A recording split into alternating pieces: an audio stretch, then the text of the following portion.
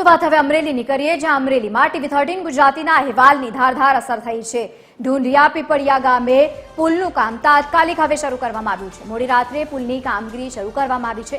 છેલ્લા 8-9 મહિનાથી ગોકળ ગતિએ ચાલતું હતું આ પુલનું કામ, અને ગોકળ ગતિએ ચાલતા કામ અંગે TV13 ગુજરાતી એક અહેવાલ પ્રકાશિત કરતાની સાથે જ તંત્ર જાગ્યું છે। TV13 ગુજરાતીના અહેવાલ બાદ રાતોરાત તંત્ર જાગ્યું અને કોન્ટ્રાક્ટર પણ, અને હવે કાર્યવાહી તેજ કરવામાં આવી। 60 થી 65 લાખના ખર્ચે પુલ મંજૂર કર્યો, ત્યારે એમનું ખાતમુહૂર્ત થઈ ગયું અને 1 વર્ષથી કામ ચાલુ છે। હવે 1 વર્ષની અંદર કામ આ 15 જૂન પાછી ચોમાસું આવી બેસી ગયું, ત્યારે કામ પૂરું નહોતું થયું। એટલે અમે ઘણીવાર અમારા ભાઈ ચાવડા સાહેબ છે રજૂઆત એને કરી કે સાહેબ આ તાબડતોબ કામ પૂરું કરો।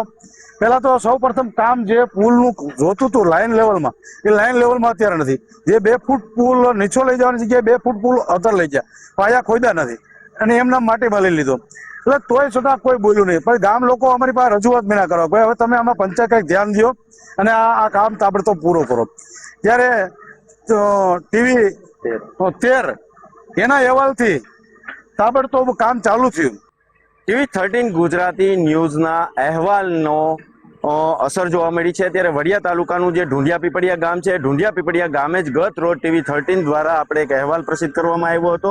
જોકે આ પુલ છે અને આ પુલમાં જોકે 1 વર્ષથી આ પુલનું જે કામગીરી છે તે ગોકળ ગતિએ ચાલુ હતું અને ગામના લોકોને મુશ્કેલીઓ પડી રહી હતી। ત્યારે આ ગામના લોકો અને આગેવાનો દ્વારા ગત દિવસે TV13ની સામે પોતાની જે વેદના છે તે ઠાલવી હતી અને આ પુલમાં કોઈ લેવલ વગરની જે કામગીરીઓ થઈ છે અને આ ગામના લોકોને આ પુલ જે જમીનમાં 2 ઇંચ જેટલો 2 ફૂટ જેટલો નીચે ઉતારવાનો હતો અને આ ઊંચો બનાવી નાખ્યો છે, જેને લઈને ગામના લોકોને પણ અહીંયા પાણી ઘરોની અંદર ભરાવાની સમસ્યાઓ ઉદ્ભવશે તેવી ગામના આગેવાનો જણાવી રહ્યા છે। પરંતુ આજે જે TV13 ન્યૂઝના અહેવાલનો જે પડઘો છે તે અને તંત્ર જે ગાઢ નિંદ્રામાં જે સૂઈ રહ્યું હતું, ત્યારે TV13 દ્વારા જે અહેવાલ પ્રસિદ્ધ કરવામાં આવ્યો એ અહેવાલને લઈને આજે તંત્ર જે સફાળું છે તે જાગ્યું છે અને કામગીરીઓ હાથ ધરવામાં આવી છે। જો કે ગામના લોકોનું કહેવાનું એવું છે કે આ કામગીરીથી ગામના લોકોને ચોમાસા દરમિયાન અવર જવર કરવામાં તો રાહત થશે,